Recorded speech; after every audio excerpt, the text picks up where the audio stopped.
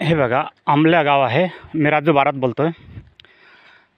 3 दिवसाचा delivery patient अर्धे रस्त्यात सोडून दिलेले हे अवस्था होते.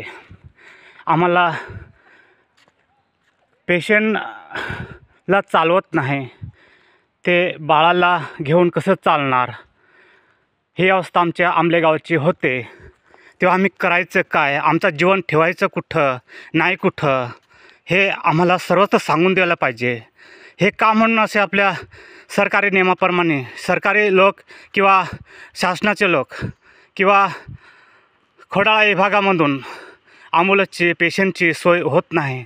हे कसं तरी डिलिव्हरी पेशंटची वरून कसं तरी सुटका करून घ्यावी. मोकळं होतो माणूस कसं तरी हॉस्पिटलला जाऊन, आणि तिकून फिरताना हे अशी तगरत आम्हाला होते. आणि अर्ध्या रस्त्यामध्ये काही पडलं गेलं ती जबाबदारी कोण होईल, त्याची दखल घ्यावा.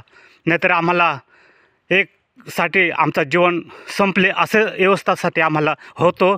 आणि आम्ही हे सांगतो, हे आमचा राजूसोमा बारात आमला हे गावचे आम्ही बातमीची व्यवस्था करतो आणि आम्ही ही बातमी आम्ही पुढे सांगतो.